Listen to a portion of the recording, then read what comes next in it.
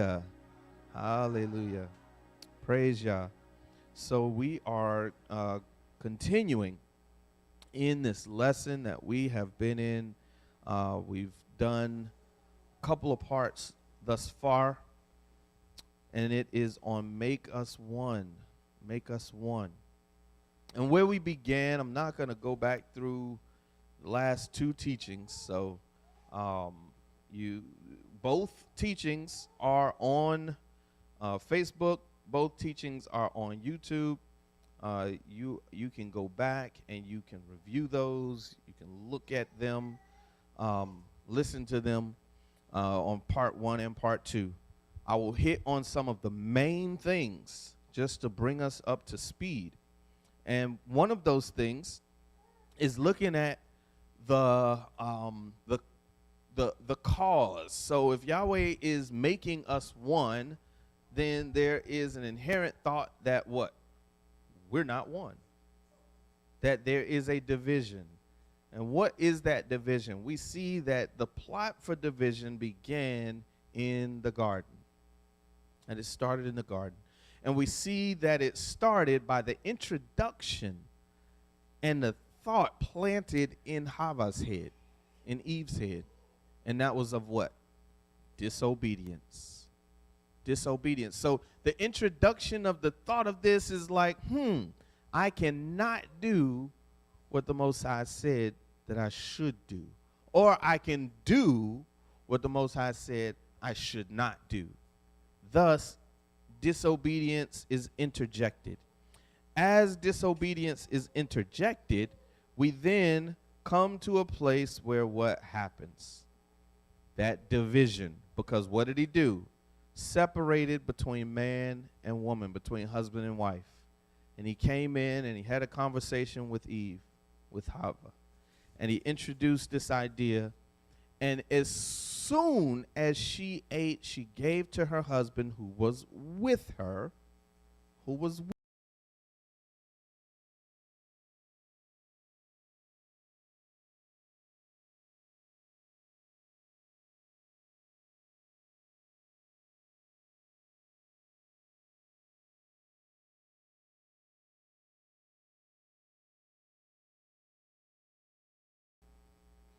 So this idea of a division is the starting and the foundation of a fall. And so we also talked about how now there is a separation even in Israel as a people. And that's the path that we've been going down, is looking at these two kingdoms. And if I can get somebody to power on the TV for me. We have been looking at how that impacts and has impacted even a nation and a people that's now divided, separated, right? And so as there started as division, that it then began, again, it started as disobedience, it became a separation. And that separation now we see is very real. People separated from each other. People separated from a land. People separated from their own culture. That's what we're starting to see. That's what we're getting to now. And so let's see. I'm going to hit, again, just a quick recap of a few things that we've talked about. And I'm going to ask it in some questions, so I want y'all to answer some of these questions for me, okay? And we're going to start with, there was a separation between Israel and Yehuda, right? Remember, there was a king who died, and when that king died, his son took over, right? But who was the king who died? Who was the king who died? It was Shlomo. It was Solomon. So Shlomo, or Solomon, died, and it was promised during his time what would happen? That there would be a division of the land. And another person that was in the northern kingdom was given a prophecy. And the prophecy was that he was to take 10 pieces. What was it? 10 pieces of something. Good Lord, it's slipping my mind what the something was. But he was given those 10 pieces, and it represented a prophecy that he would be given 10 of the tribes. Now, when you're talking land division, how many tribes are we counting? 12. When we're counting land division, we're counting 12 tribes, okay? Now, remember, the tribe of Levi isn't counted in land inheritance, and the tribe of Joseph is counted, but as 2 tribes. So they're not counting Joseph because they are counting Ephraim and Manasseh, okay? All right, so here's the next question. When the kingdom was divided now, there were 2 kings that now come into place to rule these separate kingdoms. The son of Solomon, his name was what? Do y'all remember? Rehoboam or Rahab-am, because that y'all remember what the means? People. And so he is the leader of the southern kingdom, and he says to now the ruler of the northern kingdom, who is Jeroboam or Yarab-am. So Yarab-am is the ruler of the northern kingdom. He says, the ruler of the southern kingdom says to the ruler of the northern kingdom, we're going to make life even harder for you than you thought my dad made it. We're going to make it even harder. We're going to tax you even more. And so therein came a division between the northern kingdom and the southern kingdom.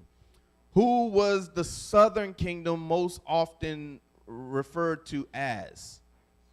Judah or Yehuda. Judah or Yehuda. Judah was considered the southern kingdom, right? And who was the northern kingdom? What were they typically called? Israel or Ephraim, either one, they were used interchangeably. Now, there were times when Israel was considering the whole entire house, but when they were divided, when you spoke of Israel, you were speaking of the northern 10 tribes. When you spoke of Judah or Yehuda, you were speaking of the 2 lower southern tribes, right? All right. So there's something that I want to make sure that we point out, and that was that if we look at what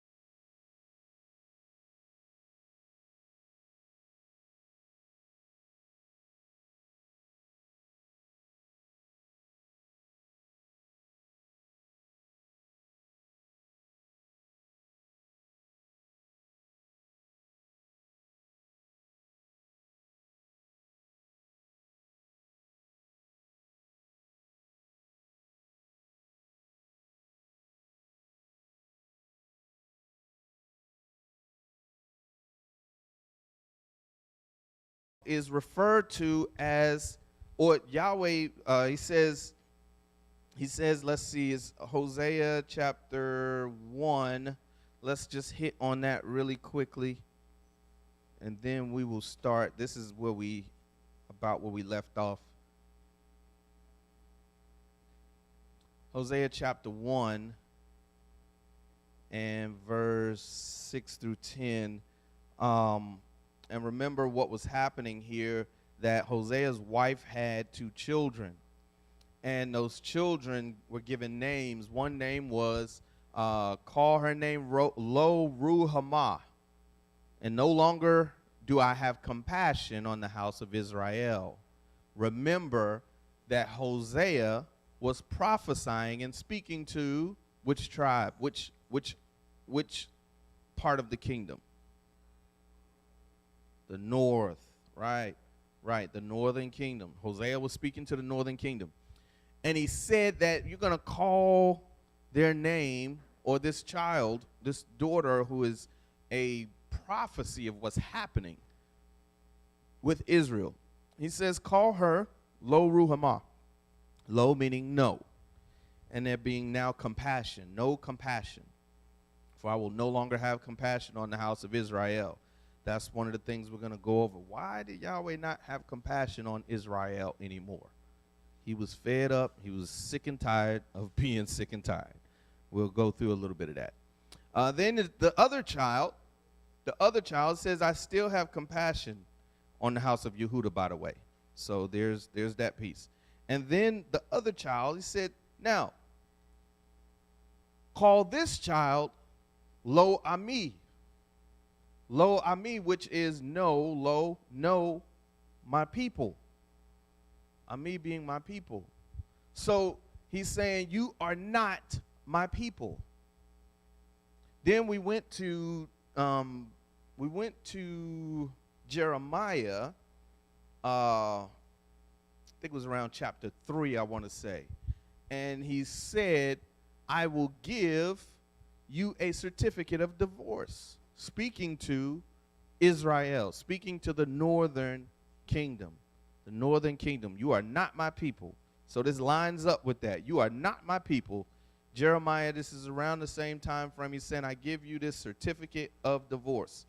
Now, no, it's not around the same time frame. It's speaking of the same time frame.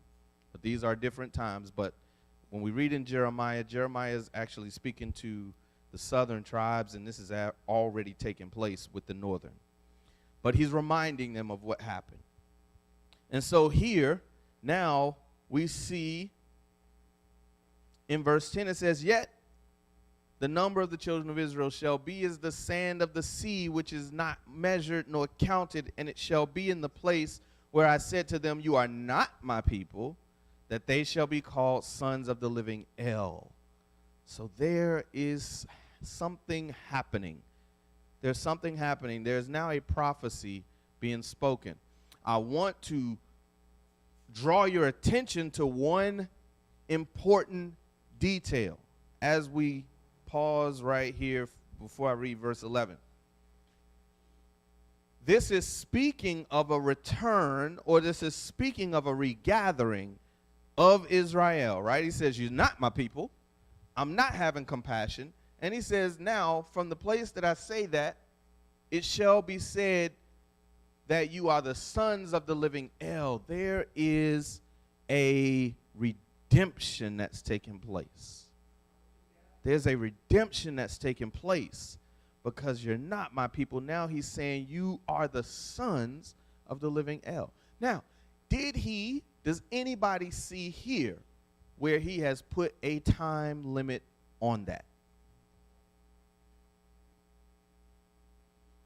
No. There's no time limit placed here.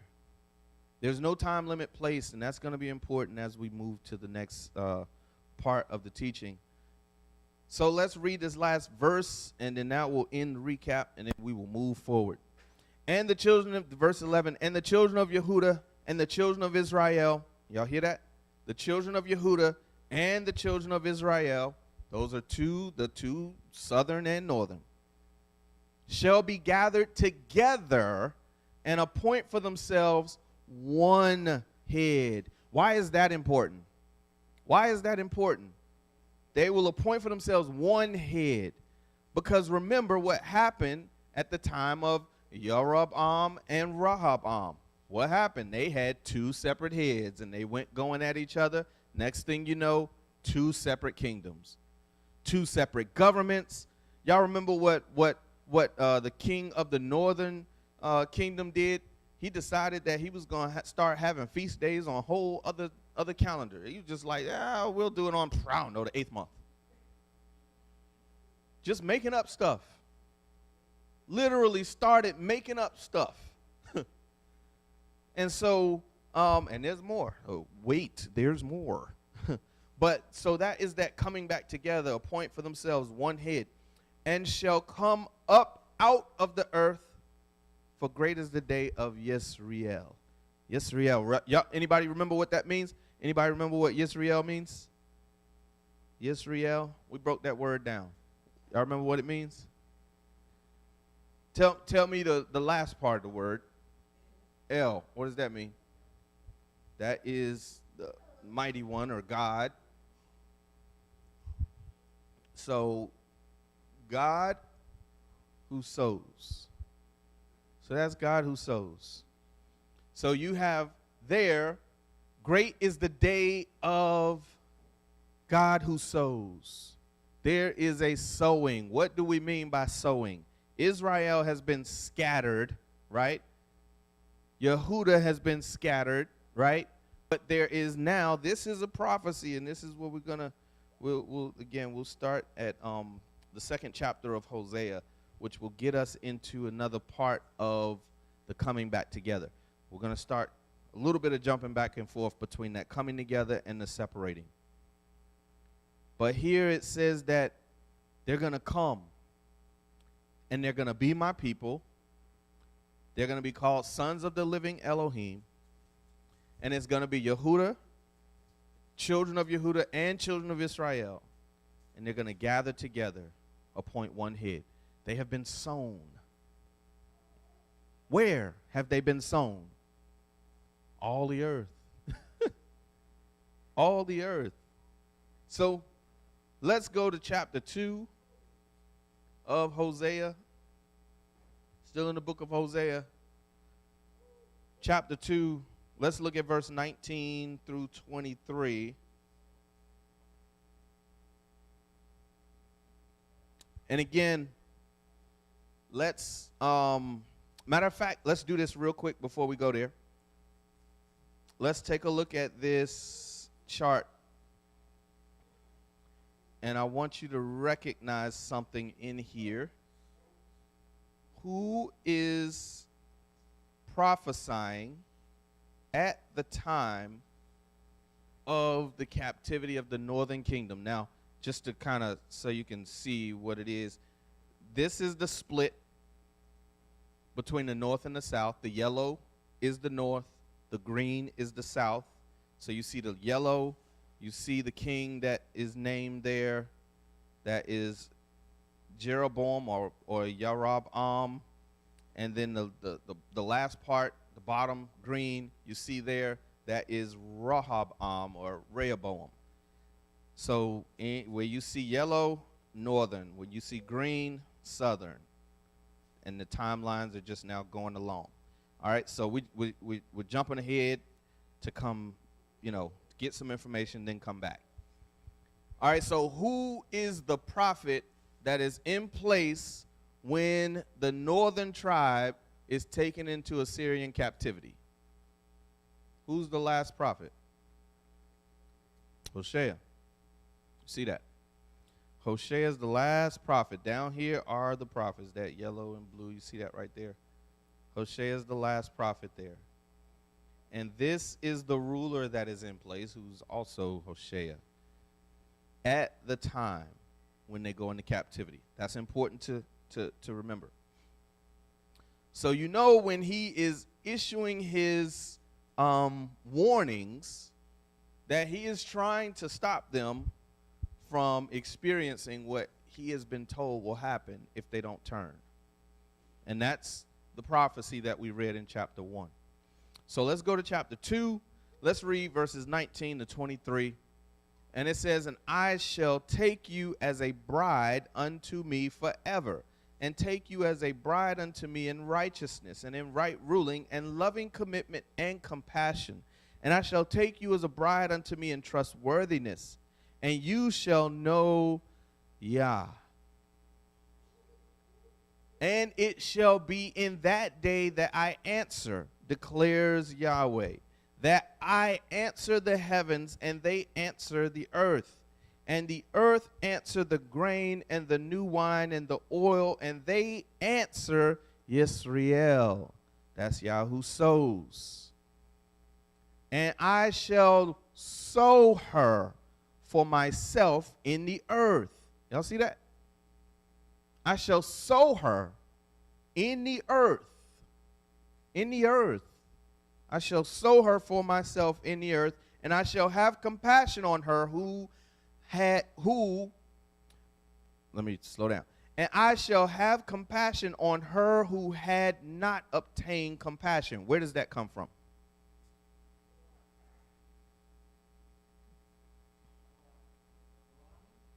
That's people. So lo ruhama. Lo ruhama. Y'all remember that? Remember the prophecy that was made in chapter 1? Chapter 1, the prophecy was what?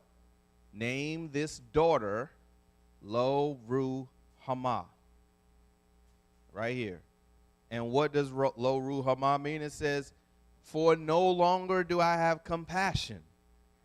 So the ones who he said you don't have compassion, who is talking here? Yah is talking through the prophet Hosea, telling him to speak now on the house of Israel. This is Israel. This is the northern kingdom. So, excuse me. So when we go back over to chapter 2, verse 20, not 20, verse 23, when it says, I shall have compassion on her who had not obtained compassion, who is that? Israel. It's the northern tribe. It's the northern tribe because that's who he was prophesying to when he named that daughter Lo Ruhamah. And what does that mean again? No compassion. So he named that child Lo Ruhamah as a prophecy. Then it says, and I shall say to those who were not my people, where does that come from? Lo Ami. The other child was named Lo Ami, no people, not my people. So the Most High said to Israel, I will not have compassion on you, and you are no longer my people. But here is a gathering. There was a greater purpose, even in their disobedience, that he allowed to come. And what was that greater purpose? That they were sowed. They were scattered. Why? Because of disobedience. But what was the result of their scattering? What happens when you scatter seed? When you sow, do you just drop seed in one little spot where you're standing? No. You scatter it all around. Because you want every bit of ground that you have to have the opportunity to do what? Bring forth harvest and grow. And so, and it says, and I shall say to those who are not my people, you are my people, while they say, my Elohim. While they say, my Elohim. So here is a prophecy being spoken, even in the midst of them being told, you are about to go. You are about to be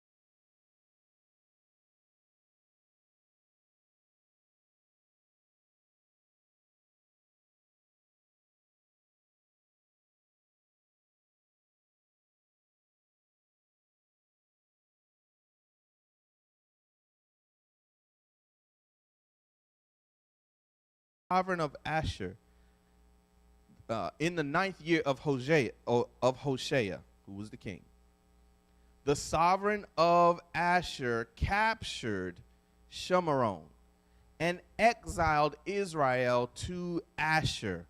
Asher is Assyria, okay? Asher is Assyria. And so what happened is they settled them in Halah, Habor, the river of Gazan, and in the cities of the Medes. Of the Medes. So here you have a people that is scattered to other people. And remember,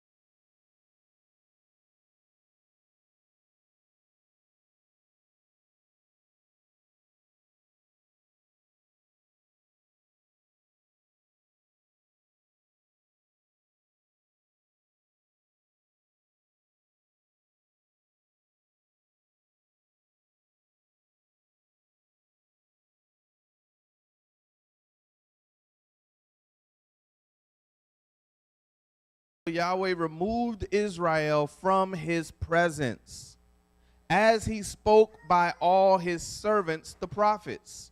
So Israel was exiled from their land to Asher, as it is to this day.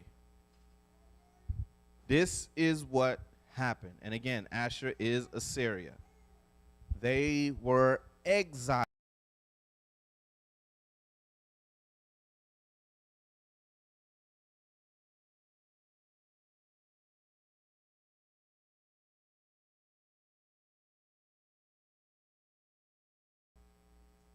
This is how evil this stuff was. We know what happened with Jeroboam. He just started doing whatever he wanted to do, right? Anybody ever heard of Ahab? Anybody ever heard of Jezebel? You know who Ahab was to Jezebel? Ahab was the husband, Jezebel was the wife. Well, let's look at Let's look at 1 Kings. 1 Kings chapter 16 to get an idea on the stuff that happened as a result of this evilness that was allowed to take place. It says, and Ahab made an Asherah. And Ahab did more to provoke Yahweh Elohim of Israel than all the sovereigns of Israel before him. This dude did worse than everybody. And guess what? He wasn't the worst thing that happened. It was his wife.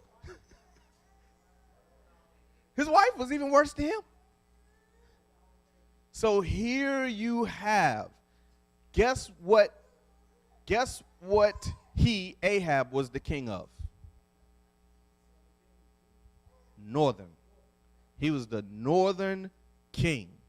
He was one of the northern kings. Let's go back here. Let's see. All right, let's go back here. See that? Ahab. Northern king, right there. And it's not even like he was in rulership for a year or two. He was in rulership for a decent amount of time, like 20-something years. 20-something years, I think like 22 years or something like that. And so here you have all of this evil that happened as a result of what? As a result of what? Disobedience. Disobedience. It started out with the introduction of disobedience. So let's look at the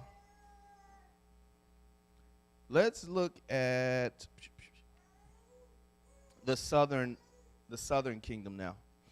So and from a timeline perspective, so that you know, the Assyrian captivity took place in roughly around 722.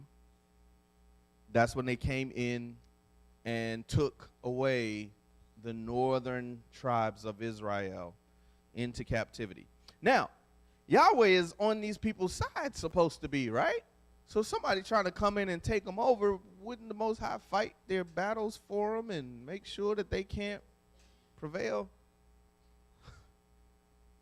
You would think.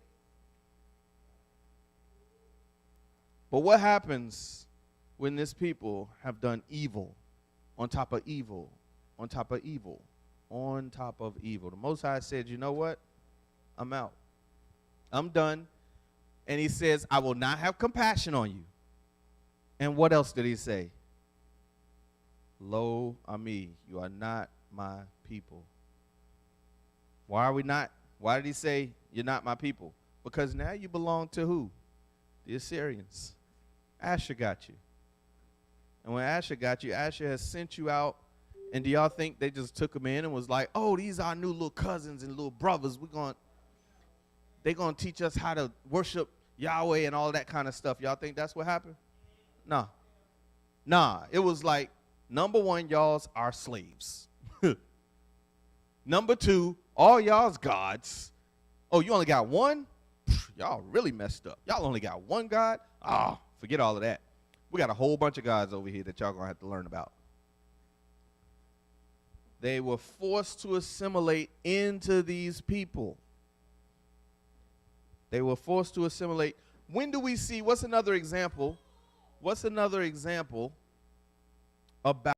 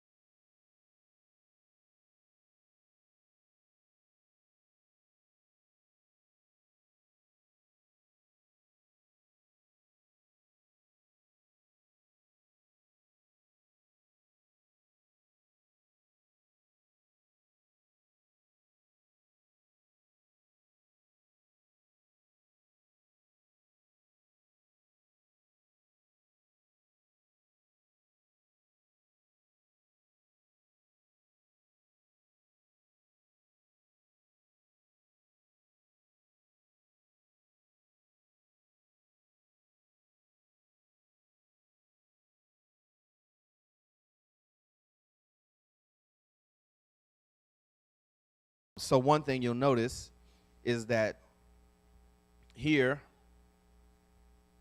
let's zoom in again, and you see here, there's something that takes place.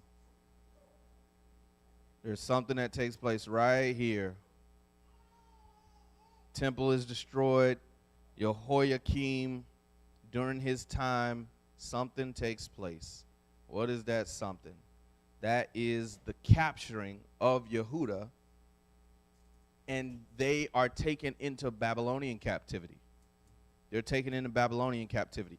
So if you look here, you can kind of see the prophets who were prophesying, who spoke of these things, who warned them. Zephaniah, Habakkuk, Joel, Jeremiah, Ezekiel.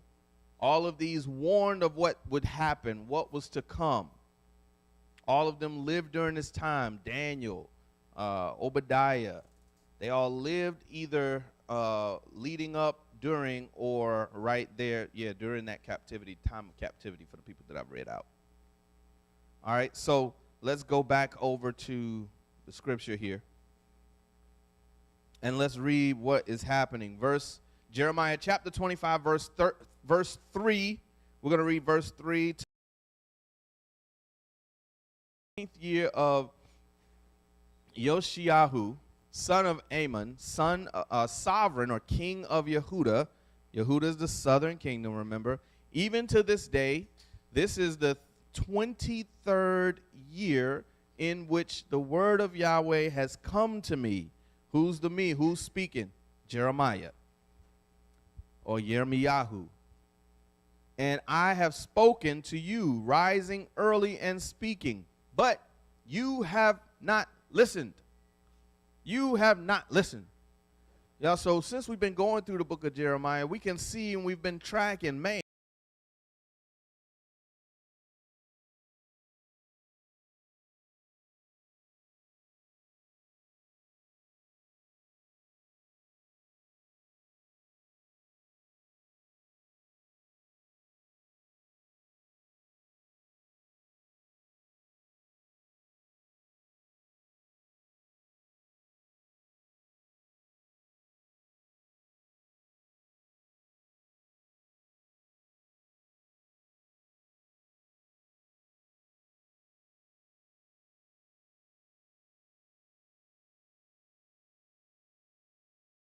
Yahweh has sent to you all his servants, the prophets.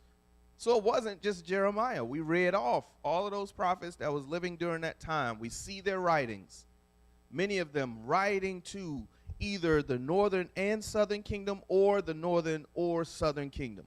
And these prophets are writing and talking and teaching and admonishing, and they are not listening. And it says, but you have not listened nor inclined your ear to hear. Verse 5 says, saying, turn back now everyone from his evil way and from the evil of your deeds, and dwell on the soil which Yahweh has given you to your fathers forever and ever.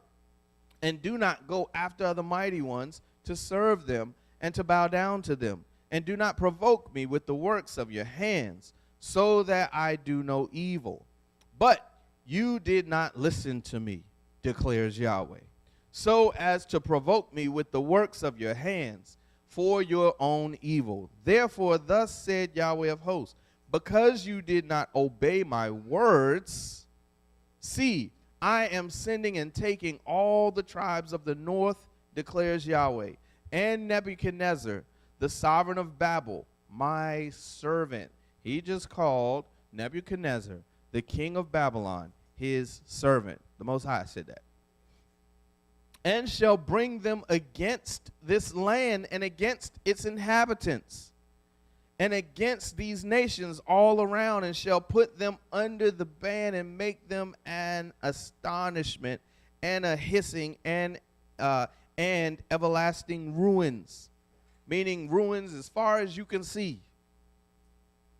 And I shall banish from them the voice of rejoicing and the voice of gladness, the voice of the bridegroom and the voice of the bride, and the sound of the millstones and the light of the lamp. And all this land shall be a ruin and a waste. And these nations shall serve the sovereign of Babel. How long? 70 years. 70 years. Verse 12 says, and it shall be when 70 years are completed that I shall punish the sovereign of Babel and that nation, the land of the Kasdim, for their crookednesses, declares Yahweh, and shall make it now an everlasting ruin. And shall make it an everlasting ruin. So what you have is a turn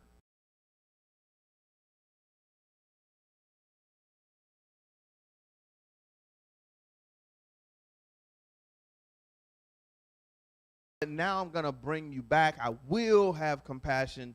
I will call you my people. You will be my people, and I will be your Elohim.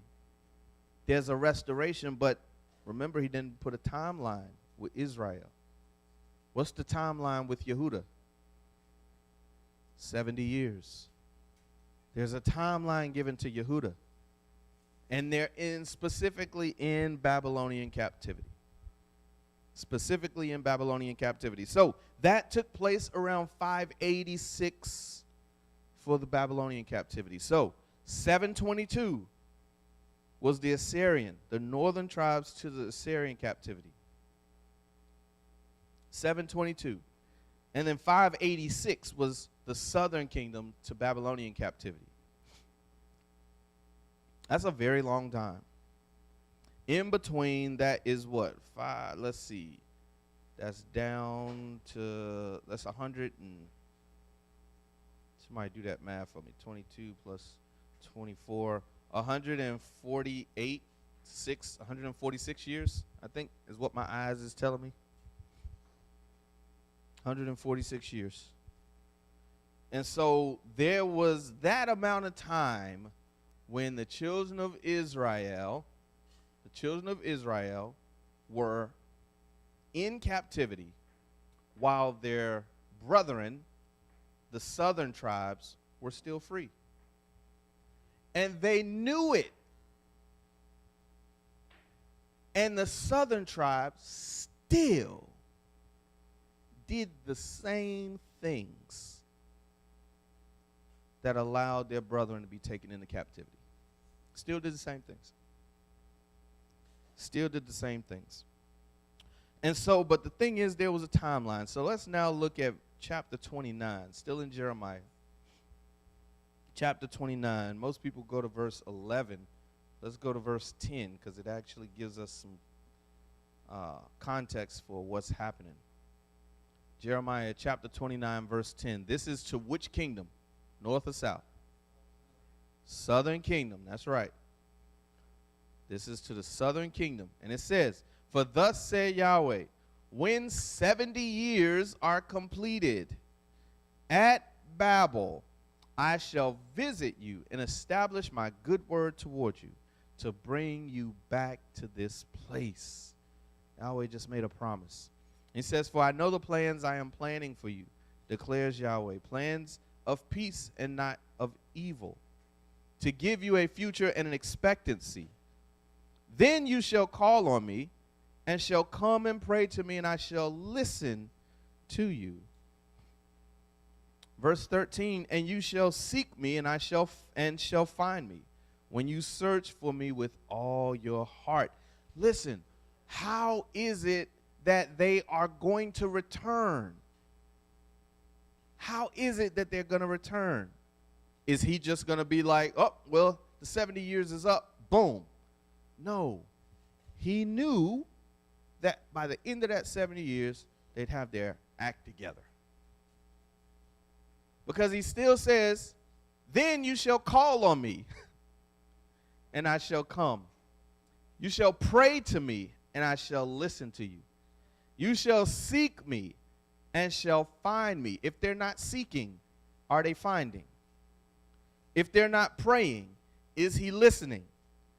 If they are not calling, is he responding?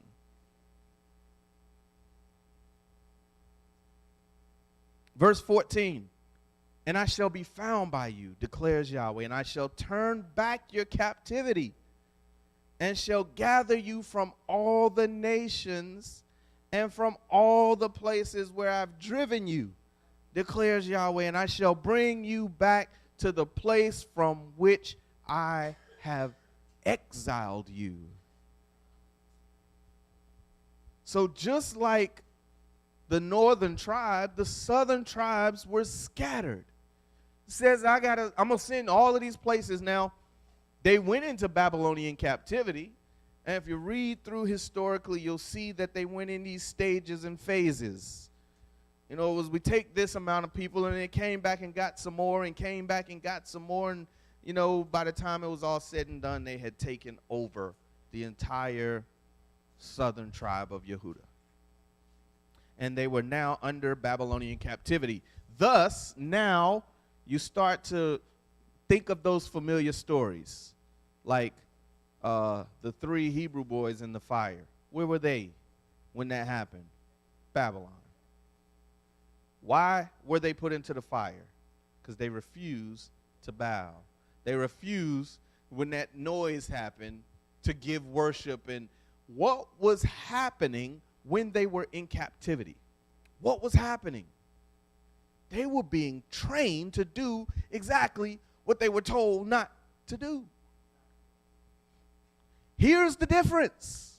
This is what we really got to pay attention to. And I'm going to pause. I'm going to stop right here. I already told y'all this is going to be 4 teaching, so I'm going to stop right here. We're not going to go any further. But I want to get this point out first.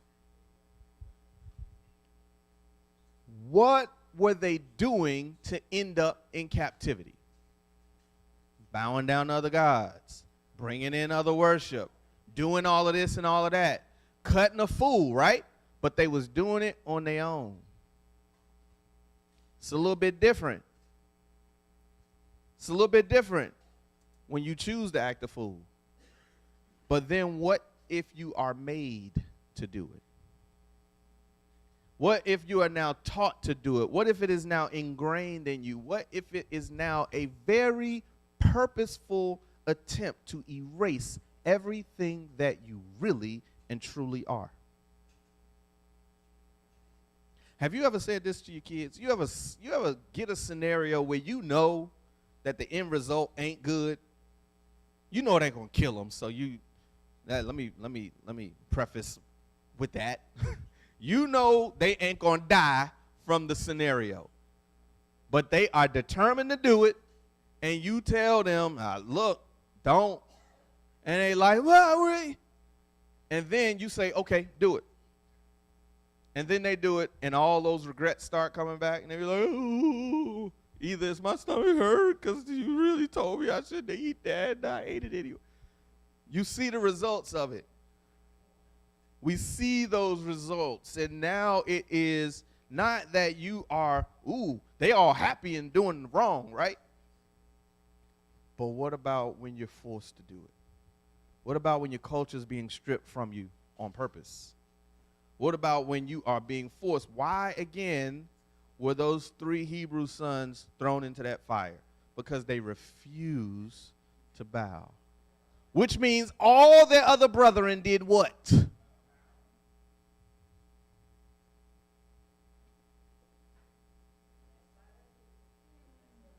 And so we have a time where you are not, I'm cutting a fool because it looks fun and it looks good, and they got a king, and they worship like this, and they do this, and they celebrate that, and I want to do that too. I want to do it like they do. Taking on all these other cultures just to do it like they do. But then we find ourselves in a scenario where now you're not even given a choice, and you're forced, because what's happening is who you are is being taught out of you. I did a message a couple years back called Assimilation by Acculturation. And acculturation is where you take a people and you ingrain them into a culture so deep that they assimilate. And when they assimilate, they begin to look exactly like that people.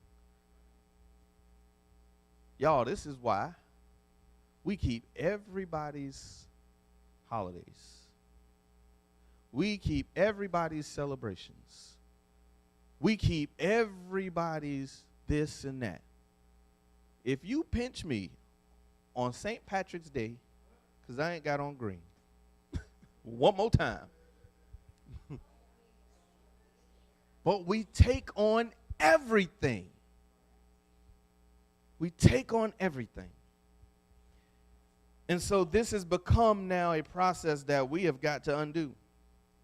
So we're going to stop here. And next time, we're going to finish it up for sure. And that is on this return. And that is on what happens at the end of this 70 years. Even though we're going to see another dispelling. But we're going to see what happens. And then we're going to fast forward to Messiah. And we're going to see what he begins to talk about. We're going to go to Shaul and see what he begins to see and talk about in the reunification. We're going to look at Ezekiel. Matter of fact, let me write that down so I don't forget. We're going to look at Ezekiel in bringing back the 2 sticks. And so, again, we'll go ahead and we'll pause here and get rolling on the next time. Hallelujah. Hallelujah.